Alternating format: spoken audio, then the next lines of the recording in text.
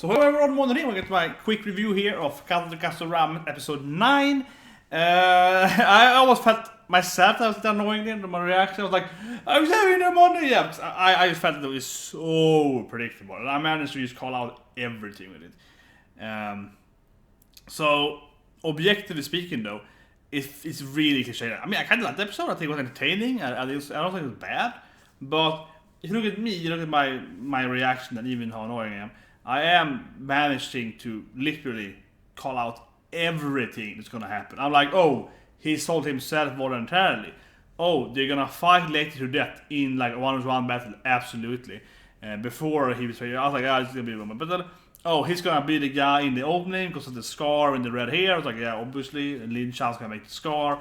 Yeah, he's gonna pretend to be his friend because that's like the classic thing. So I mean, everything there is like it's like written by the book, right? It's I think as I mentioned that it was pretty entertaining, but on the same time, it is exactly what I assumed it was gonna be. As soon as I found the premise, okay, this is the premise, this is what's gonna happen. I've seen a lot of movies like this. I've seen all the animes like this, right? Everything was just exactly by the book. So. Yeah, that lowers me a bit. Even though it's like a good story, right? It's a good story, but it's a story that has been told like a lot of times before with pretty much the exact same thing. I think an interesting story is weird, or it's like both a good and a bad thing for Lin-chan. That we don't know why Lin-chan is a crossdresser, and we don't know if Lin-chan is sexually attracted to Ban. It's kind of like it's very heavily implied that Lin-chan likes him, you know, on like a romantic, sexual, so to speak. But it's kind of not implied. That would have been interesting. I'm just saying it here. I'm gonna be frank here, but I think that would have been way more interesting in this flashback, right? Like if they actually were a couple, right, or so to speak. But I mean, they're living together in this like prison. They're doing everything together.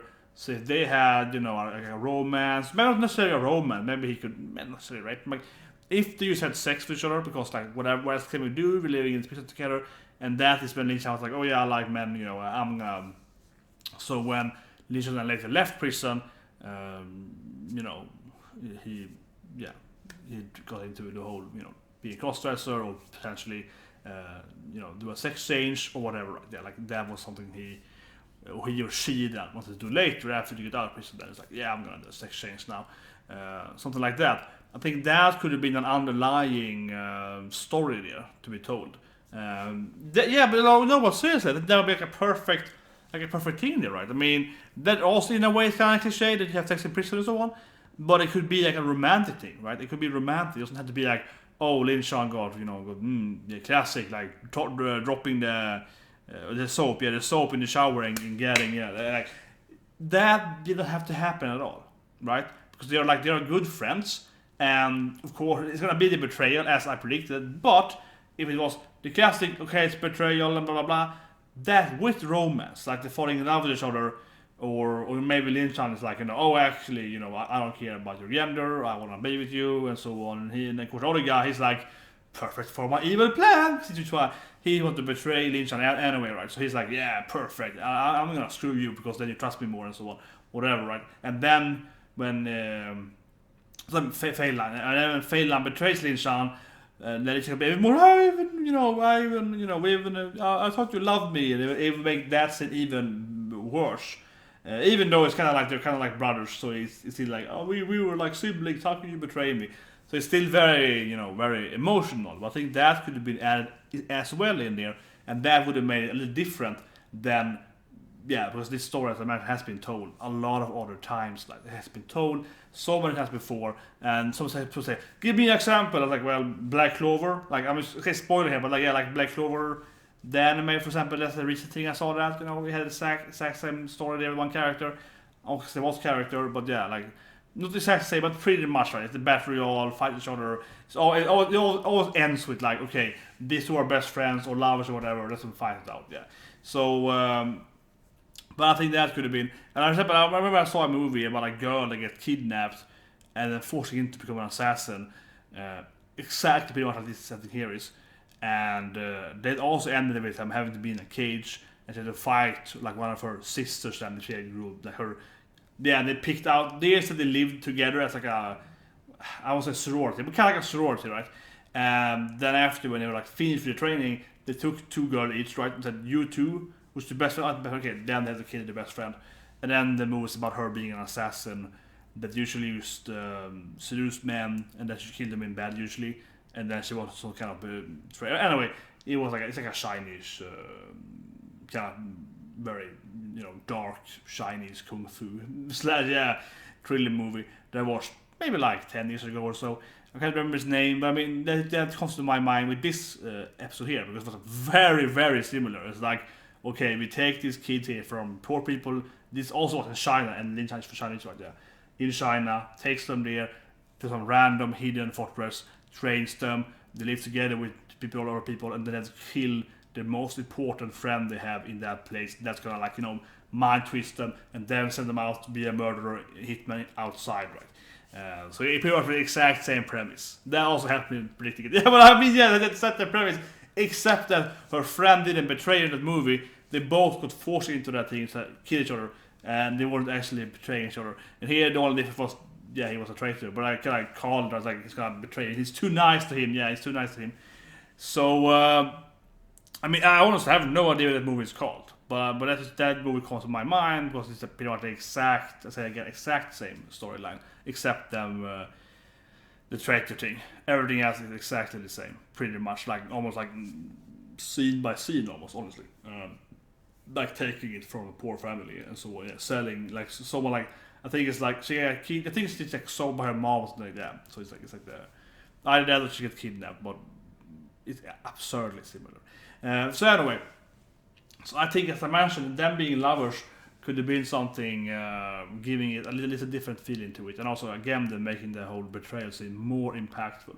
It's like, what, we've been lovers for 2 years, and how can you kill me? Oh, so part of my plan. Yeah, that would be making it better. Like, oh, it's part of my plan. Oh, I actually did it with you. Oh, it could be, yeah, and it could be even better, because I mean, if Fei Lang is like, oh, I hate, I'm not really into, your stuff, so to speak. I just did it just to trick you. Yeah, I just pretended to be interested in men or whatever, right? Or traps or yeah, whatever. It was just my plan all along, just to make you believe that I liked you. It was part of my long con plan. Like, that would make that also be better. That he will even go that far and sleep with Lin-Chan, and then be like, haha, I just did it to trick you even better. Yeah, to like deepen that trust between us. So I think that is a missed opportunity, in my opinion, a lot. It really is, because it would make it different. And also would explain why Lin-Chan later on, right after prison, dyed the hair, went all, full trap, and so on, right? So, well, I mean, not explained by the betrayal, but I mean, it's not betrayal, but like generally, like falling in love with a man, then all of a sudden that, oh, I'm gay and I'm gonna go out there, and so on. But not necessarily gay. I think Lin-Chan. Well, I mean, it depends, but whatever. I mean, we don't know what Lin-Chan is, right? Like how Lin-Chan sees the orientation, yeah. But that could be explained here, then, right? Lin-Chan could be like, oh, I am a woman, in a man's body, or I'm just gay, or whatever, right? Or non-binary. It doesn't really matter. I mean, we don't know, right? We don't know. So it's just like, but that could be explained there. And the other guy then failed, he could pretend it, right, to be into it purely through a bigger betrayal scene. So I think that is, yeah, like, I mean, I know I'm rambling about the same thing here, but I just feel like, damn, that would have made it at least much more unique. Because right now, like that movie, for example, I just, whatever in my head, but we just like Black Clover, like a few weeks ago, or whatever. Yeah, like it's the same thing, right? So it is what it is. I think it's a pretty entertaining episode, but as I mentioned, I have absolutely, it really feels like it has zero innovation to it, and because it is a current trap or like cross-dresser or sexual character and so on with Lin-Chan, right, in the current story, in the current present time, it feels weird that wasn't touched on at all in this like 4 or 5 years of like Lin-Chan's childhood, right, growing up and so on, and that it's like when did it turn into when did they understand that he was gay or whatever, right? Like, when did that happen?